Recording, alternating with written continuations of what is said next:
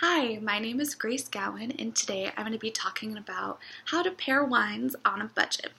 Most people talk about wine pairings with expensive wines, fancy cheeses, but in reality, most people can't afford or don't want to spend that kind of money on drinks and snacks. Today, I want to show you how to have great pairings without spending a lot of money. The price for wine tastings and pairings in the Napa Valley can be anywhere from $50 to $300, depending on the experience, the types of wines, the types of foods, and all kinds of variables like that. But you can do it at home for about $10 and still have just as much fun and be just as satisfied. Everybody has some sort of social event or something like that, ranging from date night to a potluck, or even maybe you need some gift ideas for your boss. I grew up in Northern California, so I am from wine country, and my family and I take regular trips to all the local wineries. But I'm also a college student, so I know how much it means when you need to save money. Pairing less expensive wine with snack food can be just as enjoyable as the fancy pairings from a winery. I think one of the most common and easy to pair wines would be Champagne.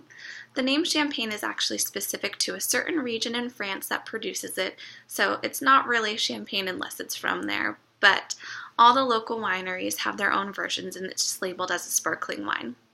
Sparkling wines tend to be a little bit more acidic, and the bubbly makes it a little tart. So a good pairing for that would probably be things like potato chips or French fries.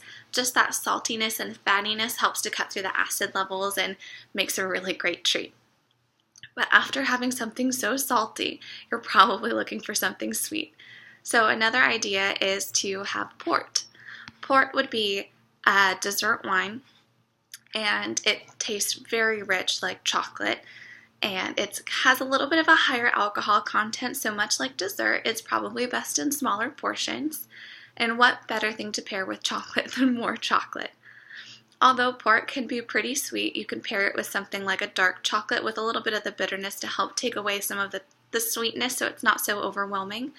Another idea would be something like a Reese's peanut butter cup. Just that little bit of saltiness of the peanut butter also goes really well with those super sweet port. I've also been known to make some brownies and pour the port over top, just kind of like a chocolate glaze. It's delicious. Another idea that you can have if you're not a big peanut butter or brownie person would be something like caramel. Just like a salted caramel with the sea salt and things really help to balance out the sweetness of the port as well. Pairing wines does not have to be as intimidating as it sounds. It can be a super simple, easy thing like I just explained, and it can be used all the time. Whether or not you want to stay home, have a glass of wine, and you want to know what kind of snacks would really elevate the palate, or if you're looking for a great gift idea that looks like you put so much thought and it looks very fancy as well. Just taking the time to experiment with the different types of foods and wines and see how things work and taste together is a fun thing that you can try with friends or even by yourself. But there's no longer the need to be intimidated by the big price tags and wordy descriptions of wine and foods when you have a few simple ideas under your belt.